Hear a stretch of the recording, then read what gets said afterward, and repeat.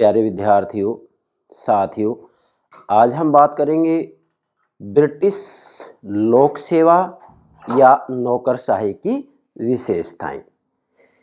पिछली video class में मैंने आपको ब्रिटिश लोक सेवा, लोक सेवकों का अर्थ, वर्गीकरण और इसका विकास किन चरणों से हुआ है, ब्रिटेन में नौकरशाही का लोक सेवा का विकास किन चरणों से हुआ है, ये सब बातें मैंने पिछले क्लास में समझा दी हैं। आप हमारी प्लेलिस्ट में देखिएगा।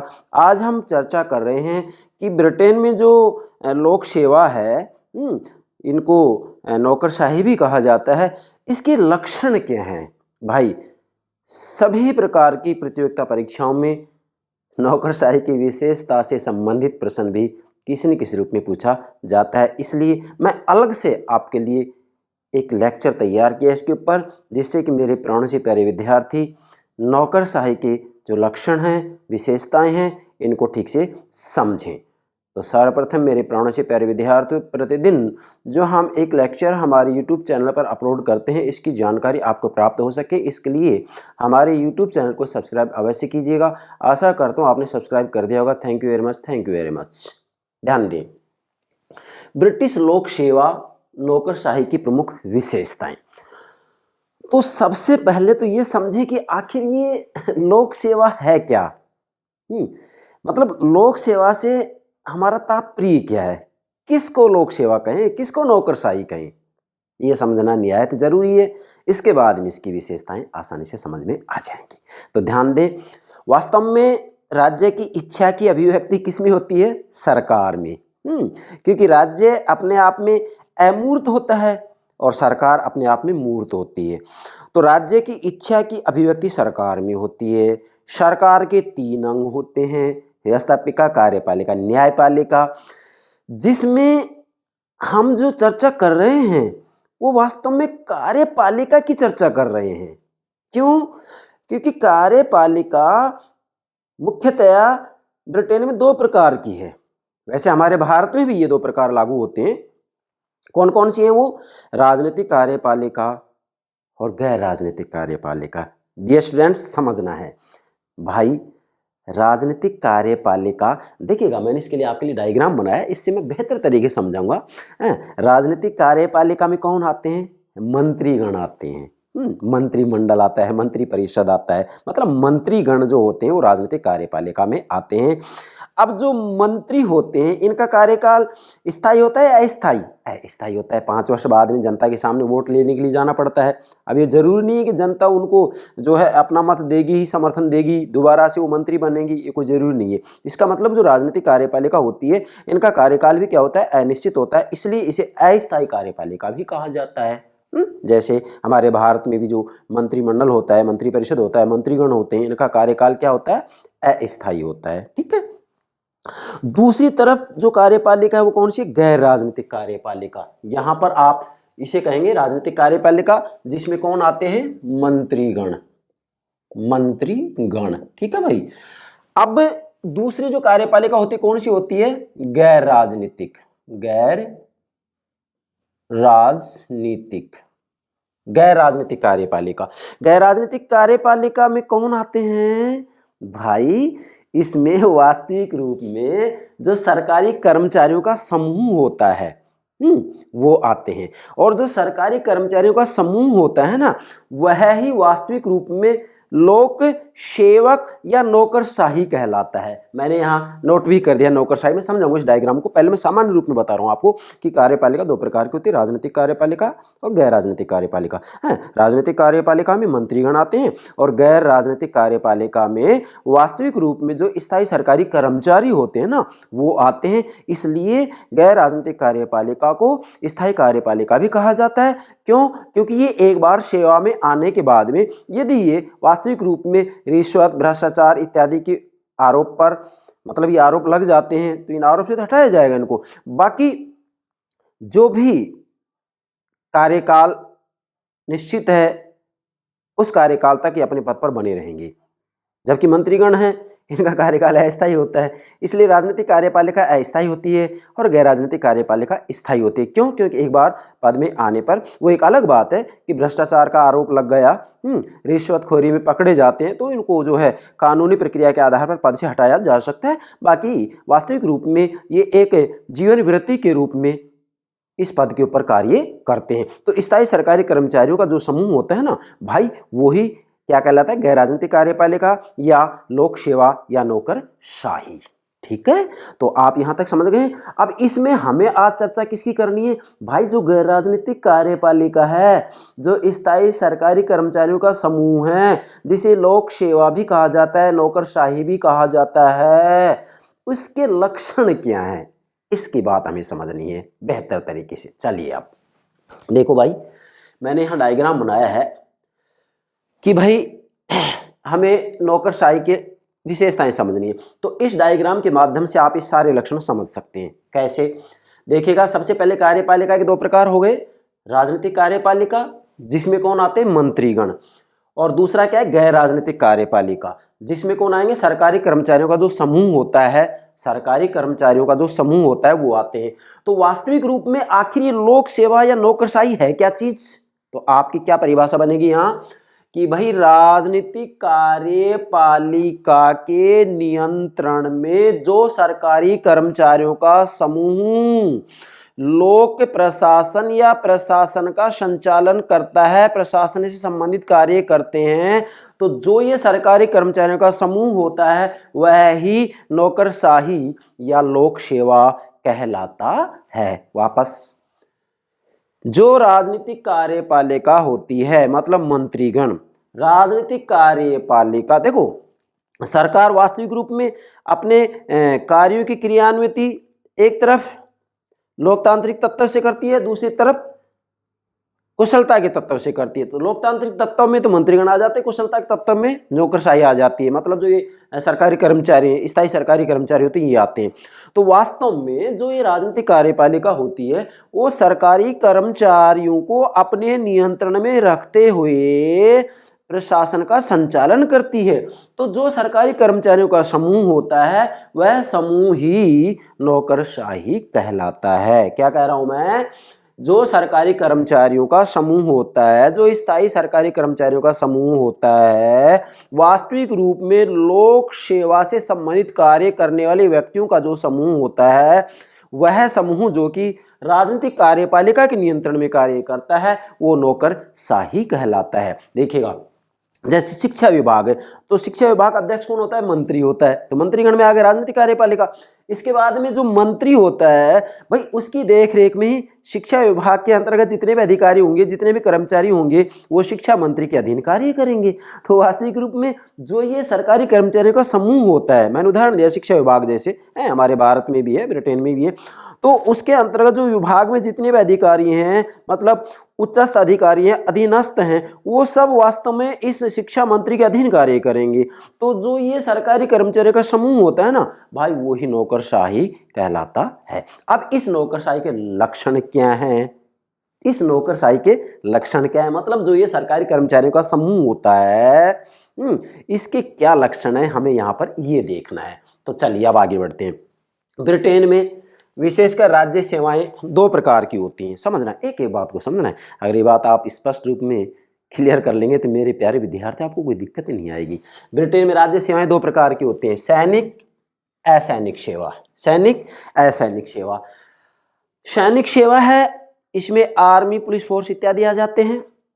असैनिक सेवा में वास्तविक रूप में जो ये सरकारी कर्मचारियों का समूह है या जो गैर राजनीतिक कार्यपालिका है वो आएगा। इसी के साथ में राजनीतिक कार्यपालिका भी असैनिक सेवा में सम्मिलित होती है।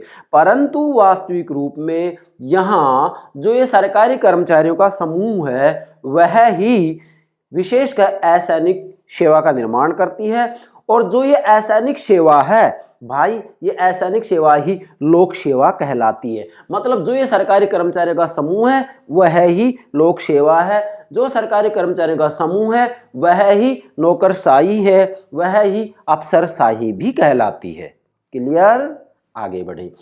देखो, वास्तव में ब्रिटेन में बोलचाल की भाषा में बोलचाल की भाषा में नौकरशाही अथवा अफसरशाही अथवा अधिकारी तंत्र, तीन बातें बोली मैंने। सामान्य बोलचाल की भाषा में नौकरशाही अथवा अफसरशाही अथवा अधिकारी तंत्र एक बदनाम शब्द है, बदनाम शब्द है ये। क्यों?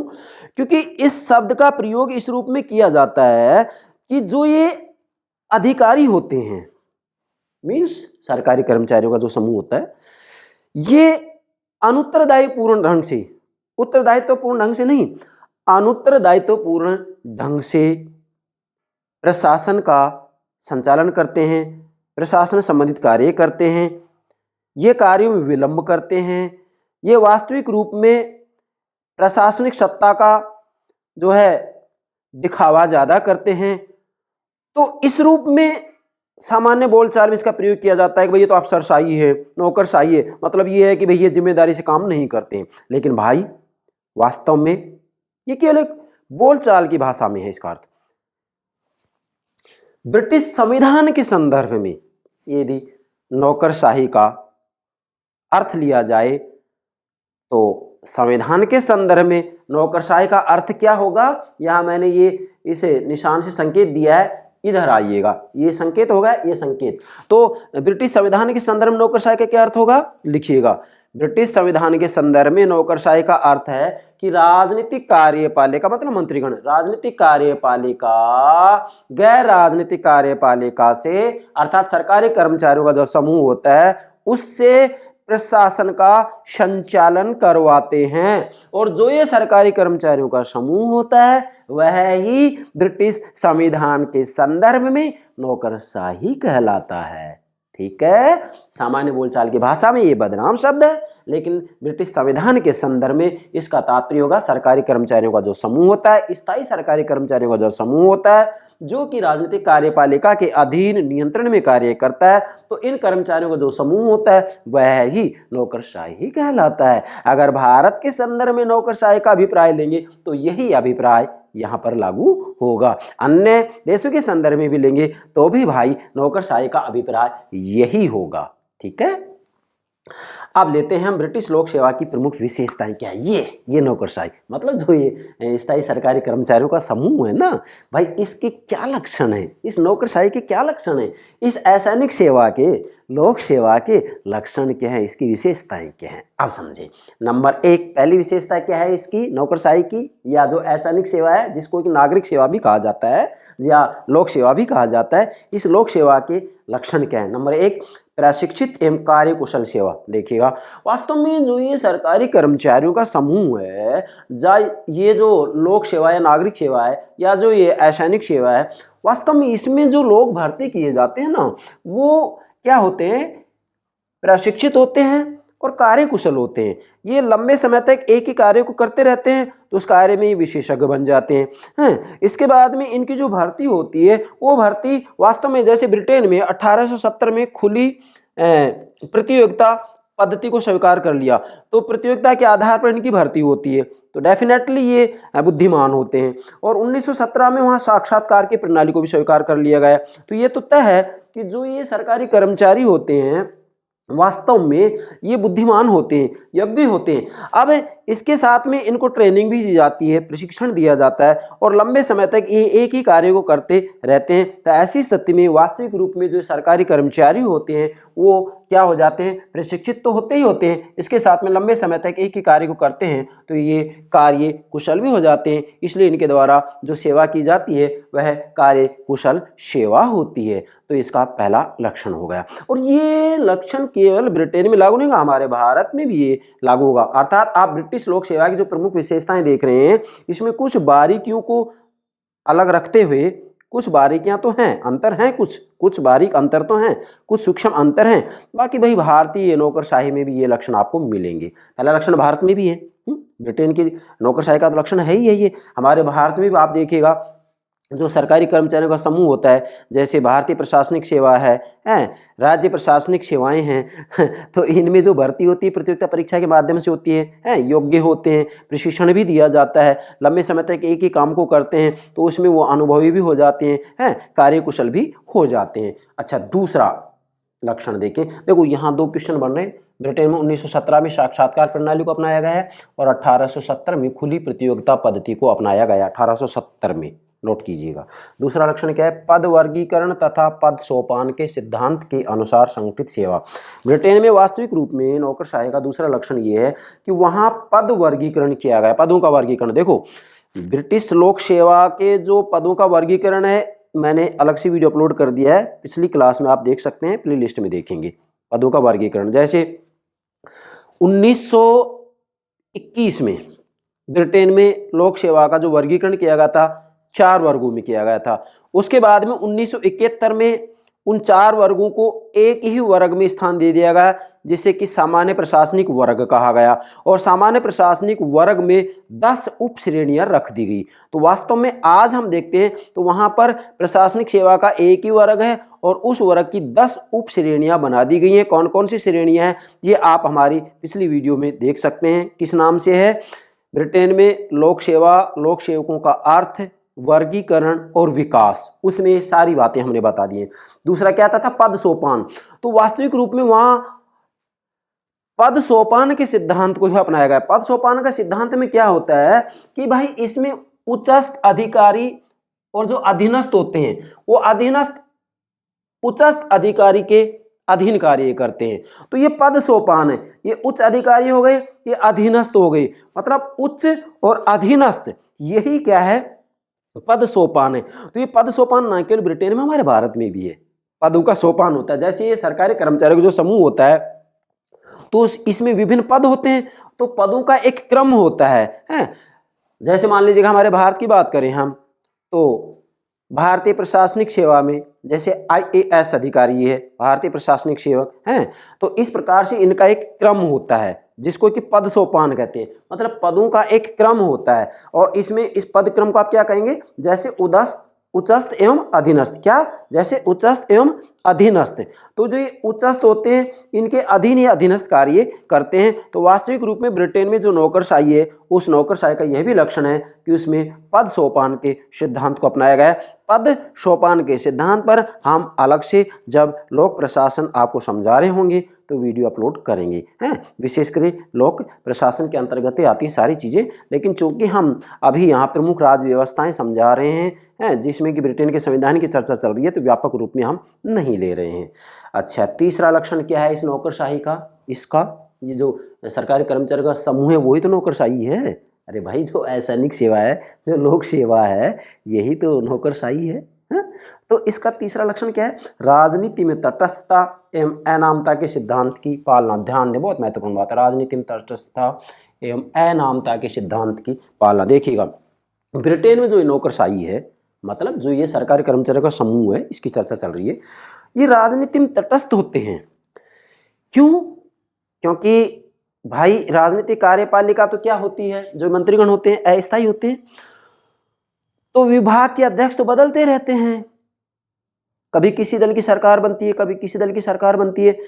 अब जो ये सरकारी कर्मचारी होते हैं इनको तो अपने विभाग में काम करना ही करना है, तो मंत्री बदलते रहते हैं, सरकारें बदलती रहती हैं, दल बदलते रहते हैं, मतलब कभी किसी दल की सरकार आती है, कभी किसी दल की सरकार आती है, तो इनका इससे कोई लेना देना नहीं है। ये तो पूर्ण तटस्थता से अपना कार्य करते हैं। मतलब वास्तव में प्रशासन से संबंधित जो कार्य होते हैं, राज्य के द्वारा जो नीतियां तय की जाती हैं, उन नीतियों का संचालन ये नौकरशाही या ये सरकारी कर्मचारी ईमानदारी से, तटस्थता से करते रहते हैं।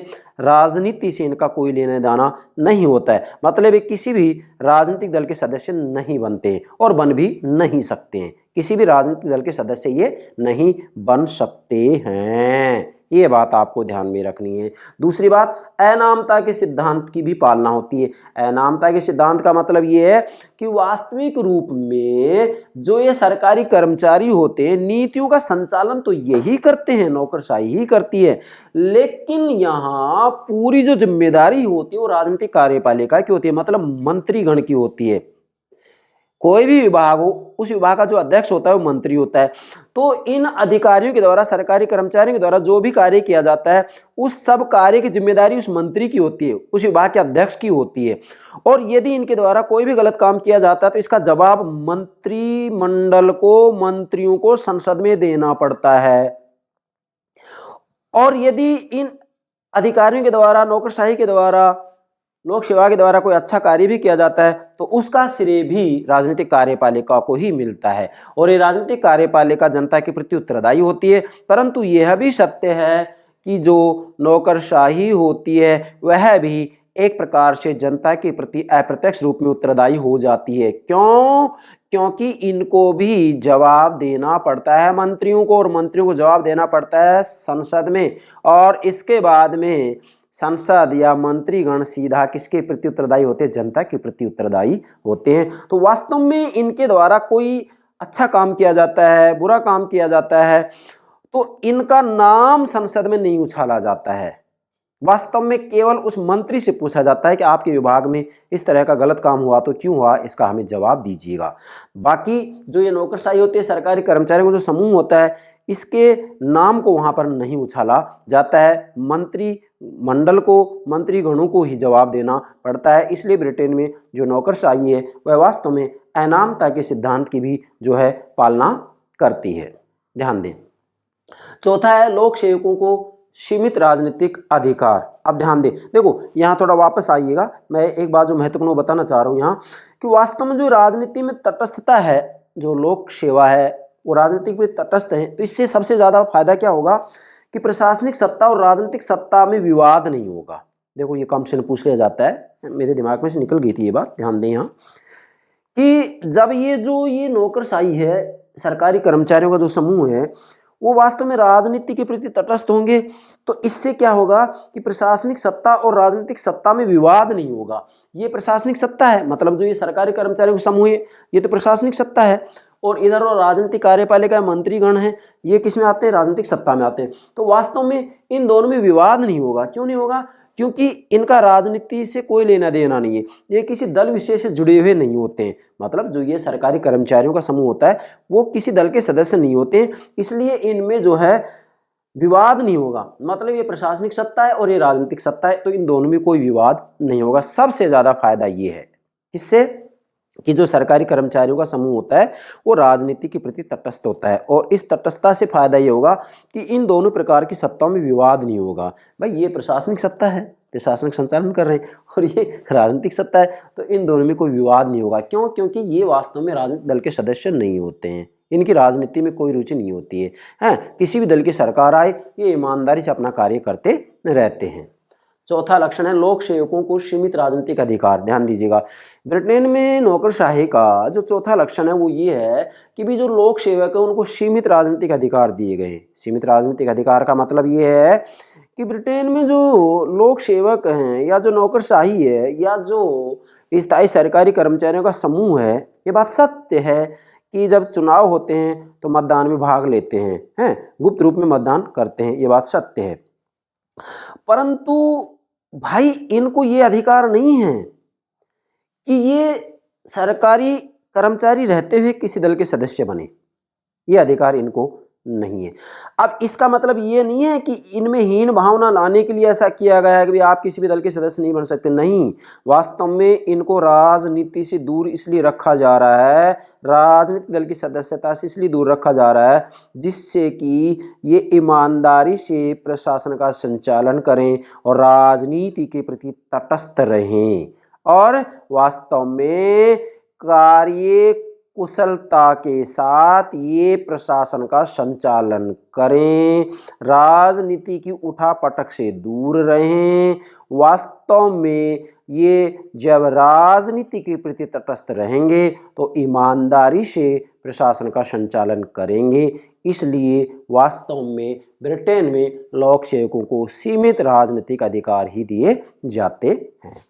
पांचवा है स्वतंत्र एवं निष्पक्ष लोक सेवा आयोग। भाई ब्रिटेन में जो नौकरशाही है उसका 5वां लक्षण ये है कि ब्रिटेन में स्वतंत्र एवं निष्पक्ष लोक सेवा आयोग की स्थापना कर दी गई है, जिससे कि वो वास्तविक रूप में जो ये सरकारी कर्मचारी होते हैं जो ये लोक सेवक होते हैं, इनकी भर्ती के लिए अपना जो पाठ्यक्रम है या जो भी परीक्षाएं ली जाती हैं, साक्षात्कार की जो व्यवस्था की गई है, ये सारी व्यवस्थाएं किसकी देखरेख में होंगी? लोक सेवा आयोग की में होंगी। मतलब विशेषकर आप यहाँ ये ध्यान रखना है कि ब्रिटेन में 1855 में ही लोक सेवा आयोग की स्थापना कर दी गई थी, लेकिन उस समय लोक सेवा आयोग स्वतंत्र रूप में कार्य नहीं करता था। अब इसके बाद में क्या हुआ कि ब्रिटेन में 1966 में जो फुलटन आयोग का सुझाव था, उसके आधार पर 1968 में योग्य उम्मीदवारों की भर्ती के लिए और अराजनीतिक स्वरूपता की रक्षा के लिए वास्तविक रूप में ब्रिटेन में स्वतंत्र निष्पक्ष लोक सेवा आयोग की स्थापना की गई। मतलब 1968 में एक स्वतंत्र एवं निष्पक्ष लोक सेवा आयोग की स्थापना की गई है। ये बात सत्य है कि इससे पहले 1855 में स्थापना की गई थी, लेकिन भाई वो स्वतंत्र रूप में कार्य नहीं करता था, वो कार्यपालिका के नियंत्रण में था। जबकि वास्तविक रूप में देखा जाए तो यहाँ पर जो ये 1968 में लोक सेवा आयोग की स्थापना की गई है, यह स्वतंत्र रूप में कार्य करता है। और यहाँ जो लोक सेवा आयोग है, इसकी स्वतंत्र रूप में जो व्यवस्था की गई है, इससे दो फायदे होंगे। एक तो ये होगा कि योग्य उम्मीदवारों की भर्ती होगी। क्यों? क्योंकि खुली प्रतियोगिता परीक्षा की व्यवस्था तो 1870 में कर दी गई थी, ये तो क्लियर होगी। और दूसरा फायदा ये होगा कि इसका जो लोक सेवा का अराजनीतिक स्वरूप है ना, उसकी रक्षा होगी। क्यों? क्योंकि वैसे भी देखा जाए तो जो असैनिक सेवा है, जो लोक सेवा है, वो किस में आता है? गैर राजनीतिक कार्यपालिका में आता है। तो इसका स्वरूप राजनीतिक नहीं है, बल्कि अराजनीतिक है, गैर राजनीतिक है। राजनीतिक उठा पटक से इसका कोई लेना देना नहीं है। तो जो लोक सेवा आयोग की स्वतंत्र रूप में स्थापना की गई है 1968 में, उससे दूसरा फायदा ये होगा कि इसका जो अराजनीतिक स्वरूप है ना, उसकी रक्षा होगी। भाई जो लोक सेवा उसका स्वरूप राजनीतिक नहीं है, राजनीतिक है, गैर राजनीतिक है। मैंने यहाँ पहले ही समझा दिया, कार्यपालिका दो प्रकार की होती है। राजनीतिक कार्यपालिका, इसमें मंत्रीगण आते हैं, और गैर राजनीतिक कार्यपालिका, इसमें जो ये सरकारी कर्मचारियों का समूह होता है वो आता है। इसको अस्थायी कार्यपालिका कहा जाता है, इसको स्थायी कार्यपालिका कहा जाता है। और जो सरकारी कर्मचारियों का समूह है वह ही नौकरशाही, लोक सेवा या असैनिक सेवा या नागरिक सेवा कहलाता है। ठीक है, चलिए छठा है वेतनभोगी तथा स्थायी कार्यपालिका। ध्यान दें, ब्रिटिश नौकरशाही का छठा लक्षण है कि जो ये स्थायी सरकारी कर्मचारी हैं या जो लोक सेवक हैं या जो असैनिक सेवक हैं, वास्तव में इनको अपने कार्य के लिए स्थायी रूप में वेतन प्राप्त होता है, भत्ते प्राप्त होते हैं, समय समय पर इनके जो है वेतन में वृद्धि की जाती है, पेंशन की व्यवस्था भी की गई है। इसी के साथ में ये जो लोक सेवा है, नौकरशाही है, वह वास्तव में स्थायी कार्यपालिका में आती है। ये बात मैंने आपको यहाँ पहले समझा दी है कि जो ये नौकरशाही होती है वह किस में आती है? स्थायी कार्यपालिका में आती है। क्यों? क्योंकि एक बार यह है वास्तविक रूप में प्रतियोगिता परीक्षा के आधार पर भर्ती कर लिए जाते हैं, तो ऐसा नहीं है कि बार बार इनको परीक्षा पास करनी है या 5 वर्ष बाद में जो है इनको पद छोड़ना है। नहीं, ये वास्तविक रूप में एक जीवन वृत्ति के रूप में इसको स्वीकार कर लेते हैं। जैसे कि जो मंत्रीगण होते हैं 5 वर्ष बाद में जनता के सामने वोट लेने के लिए जाना पड़ता है, तो इनके साथ ऐसा कुछ नहीं है, ये स्थायी रूप में अपना कार्य करते हैं। इसलिए जो ये सरकारी कर्मचारियों का समूह है, जिसको लोक सेवा नौकरशाही कहा जाता है या नागरिक सेवा भी कहा जाता है या असैनिक सेवा भी कहा जाता है, वास्तविक रूप में ये स्थायी कार्यपालिका के अंतर्गत आता है। ठीक है भाई, तो ये बात ध्यान रखना है कि जो लोक सेवा है, नौकरशाही, वो किस में आएगा? स्थायी कार्यपालिका में या अस्थायी कार्यपालिका में? यस, स्थायी कार्यपालिका में आता है। ये बात मैंने पहले समझा दिया आपको, इस डायग्राम के माध्यम से सारी बातें क्लियर हो रही है। चलिए, सातवां है व्हीटले परिषदों की व्यवस्था। अब ध्यान दें भाई, वास्तव में ब्रिटेन में जो लोक सेवक हैं, जो सरकारी कर्मचारियों का समूह है, ठीक है, ये समय समय पर अपने वेतन वृद्धि का प्रयास करते हैं। कुछ सेवा की शर्तें भी इनको चाहिए, मतलब जो है संतोषजनक इनको वेतन मिले, संतोषजनक भत्ता प्राप्त हो, संतोषजनक पेंशन प्राप्त हो, छुट्टी की व्यवस्था की जाए, तो ये सब कर्मचारियों को चाहिए। तो इसके लिए ब्रिटेन में क्या किया गया है कि भाई जो ये लोक सेवक हैं, इनकी समस्याएं सरकार के सामने प्रस्तुत हों, तो इसके लिए क्या किया गया कि एक तरफ सरकार के प्रतिनिधि, दूसरी तरफ जो सरकारी कर्मचारी हैं इनके प्रतिनिधि एक जगह एकत्रित होकर के अपनी समस्याओं का समाधान करें। तो इसके लिए ब्रिटेन में व्हीटले परिषदों की व्यवस्था की गई है, जिसके अंतर्गत दोनों ही प्रतिनिधि होते हैं। कौन कौन से?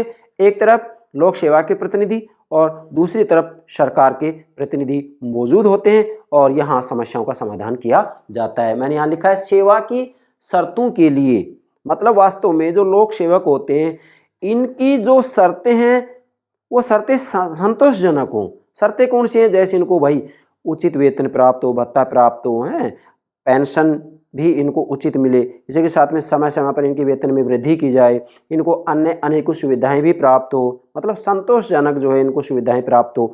तो इसके लिए ब्रिटेन में क्या किया गया है? व्हीटले परिषदों की व्यवस्था की गई है। मतलब सेवा की शर्तें संतोषजनक हों, इसके लिए ब्रिटेन में व्हीटले परिषदों की स्थापना की गई है। इस व्हीटले परिषदों के अंतर्गत वास्तविक रूप में एक तरफ जो है सरकार के प्रतिनिधि होते हैं और दूसरी तरफ जो नौकरशाही होता है, जो लोक सेवा होता है, जो असैनिक सेवा होता है, इसके प्रतिनिधि होते हैं और ये दोनों ही एक जगह बैठ करके जो है समस्या का समाधान करते हैं। ठीक है। 8वां लक्षण क्या है? लोक सेवकों की संख्या में वृद्धि। ध्यान दीजिएगा, वास्तविक रूप में ब्रिटेन के अंतर्गत जो नौकरशाही है, या लोक सेवा है, या जो लोक सेवक हैं, या जो सरकारी कर्मचारियों का जो समूह है, इनकी संख्या में जो है वृद्धि होती जा रही है। कैसे? जैसे 1821 में ब्रिटेन में केवल 27,000 स्थायी सरकारी कर्मचारी थे, जबकि वर्तमान काल में लगभग 7 लाख इनकी संख्या है। तो यह भी इसका एक लक्षण है कि ये लोक सेवकों की संख्या में जो है वृद्धि हो रही है। ये वृद्धि क्यों हुई है? ऐसे नहीं हुई, इस वृद्धि का कारण है कि भाई वास्तव में आज राज्य का स्वरूप बदल गया है ब्रिटेन में। आज राज्य का स्वरूप जो है केवल डंडे वाला राज्य नहीं है ब्रिटेन में, आज नहीं, कल्याणकारी राज्य है। आज वहाँ सरकार के द्वारा जन कल्याण संबंधित विभिन्न प्रकार के कार्य किए जाते हैं। तो जब जन कल्याण संबंधित कार्य किए जाते हैं तो डेफिनेटली कार्यभार बढ़ेगा। कार्यभार बढ़ेगा तो फिर ऐसी स्थिति में कर्मचारियों की संख्या भी बढ़ानी पड़ेगी निश्चितता के साथ। बस इसी कारण से इसकी संख्या में वृद्धि हुई है।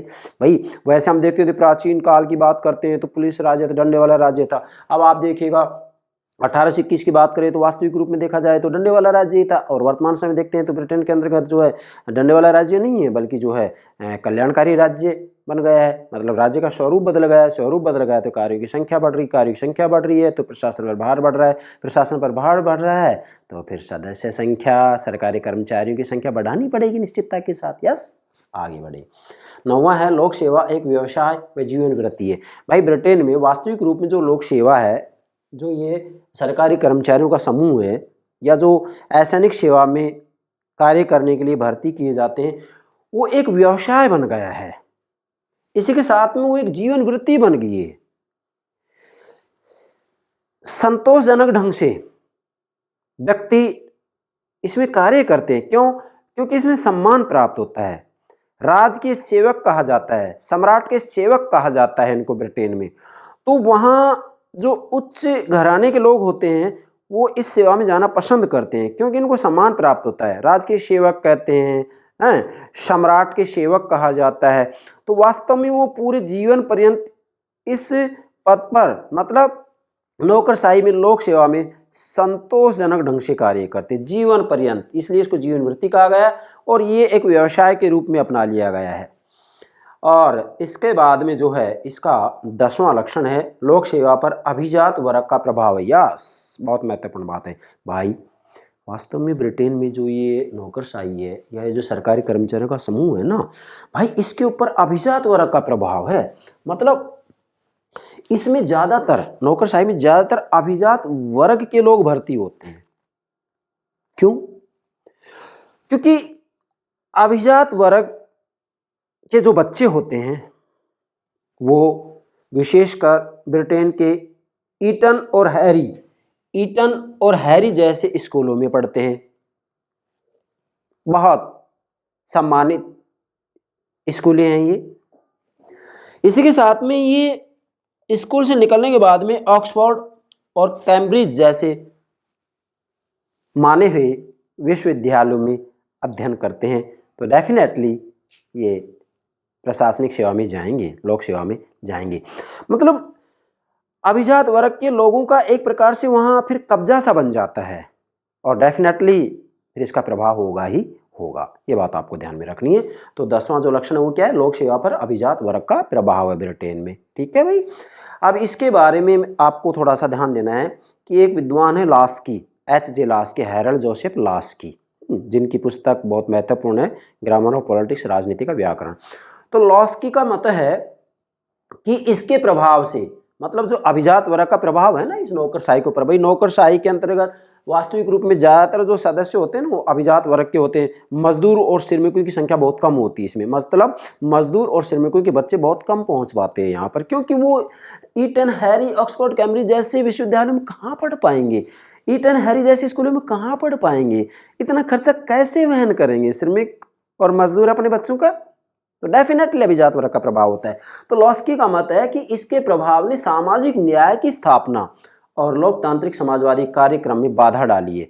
मतलब वास्तविक रूप में ब्रिटेन में जो नौकरशाही में अभिजात वर्ग का प्रभाव है, इसके कारण ब्रिटेन में सामाजिक न्याय की स्थापना में बाधा आई है, सामाजिक न्याय की स्थापना करने में दिक्कत आ रही है।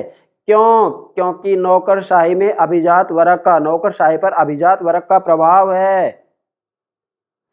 इसके साथ में वहां जो समाजवादी, लोकतांत्रिक समाजवादी कार्यक्रम का प्रसार किया जा रहा है, प्रचार प्रसार किया जा रहा है, उसमें भी जो है इसने बाधा डाली है। किसने? इस नौकरशाही ने। क्यों? क्योंकि इसके ऊपर अभिजात वर्ग का प्रभाव है। तो आपको अंत में बात नोट करनी है कि लॉस्की जैसे विद्वानों का कहना है कि ब्रिटेन में नौकरशाही के ऊपर जो अभिजात वर्ग का प्रभाव है, उस प्रभाव ने ब्रिटेन में सामाजिक न्याय की स्थापना में बाधा डाली है और लोकतांत्रिक समाजवादी कार्यक्रम का जो प्रचार किया जा रहा है उस प्रचार में भी इसने जो है बाधा डाली है। ठीक है। तो यहाँ विशेषकर मैं आपको कहना चाहूँगा कि किसी भी देश में यदि राजनीति का आधुनिकीकरण करना है तो उसके लिए निहायत ज़रूरी है, क्या निहायत ज़रूरी है कि नौकरशाही का आधार व्यापक होना चाहिए। नौकरशाही का आधार व्यापक होने का मतलब ये है कि नौकरशाही में ना केवल उच्च वर्ग के लोग, अभिजात वर्ग, ना केवल उच्च वर्ग के लोग बल्कि उच्च वर्ग के लोग भी हों, मध्यम वर्ग के लोग भी हों और निम्न वर्ग के लोग भी हों। मतलब नौकरशाही में पहुंच सभी वर्गों की होनी चाहिए, इसके ऊपर केवल अभिजात वर्ग का कब्जा नहीं होना चाहिए। यदि केवल अभिजात वर्ग का कब्जा नौकरशाही पर है तो उस देश की राजनीति कभी आधुनिक नहीं बन सकती है। यस, नोट कीजिएगा, ये बिंदु बहुत महत्वपूर्ण है। तो आप यहाँ थोड़ा सा मनन कीजिएगा। वास्तव में ब्रिटेन में जो नौकरशाही, उसके ऊपर अभिजात वर्ग का कब्जा है, ये सत्य है, ये सत्य है। इसलिए ब्रिटेन में जो नौकरशाही है उसका आधार व्यापक नहीं है बल्कि संकुचित है। क्यों? क्योंकि उसमें मतलब नौकरशाही में विशेषकर उच्च वर्ग के, अभिजात वर्ग के लोग ही भर्ती हो पाते हैं, क्योंकि भाई जो अभिजात वर्ग उनके बच्चे भी जो है अच्छे स्कूलों में, अच्छे विश्वविद्यालयों में, महाविद्यालयों में पढ़ेंगे तो डेफिनेटली यहाँ तक पहुँच पाते हैं, जबकि श्रमिक और मजदूरों के बच्चे जो है अच्छे स्कूलों में, अच्छे विश्वविद्यालयों में नहीं पढ़ पाते हैं, तो यहाँ पर पहुँचने में उनको परेशानी आती है। और लॉस्की का कहना है कि भाई अगर नौकरशाही पर अभिजात वर्ग का कब्जा रहेगा, अभिजात वर्ग का प्रभाव रहेगा, तो निश्चित रूप में कहा जा सकता है कि भाई सामाजिक न्याय की स्थापना नहीं होगी और लोकतांत्रिक समाजवाद का जो वहाँ पर प्रचार किया जा रहा है, मतलब लोकतांत्रिक समाजवाद का जो प्रचार प्रसार किया जा रहा है उसमें भी जो है बाधा आएगी। ठीक है। तो ये हो गया ब्रिटिश लोक सेवा या नौकरशाही की प्रमुख विशेषताएं। आशा करता हूँ मेरे प्राणों से प्यारे विद्यार्थियों आप इसे ठीक से समझ गए होंगे। Thank you very much. Thank you very much.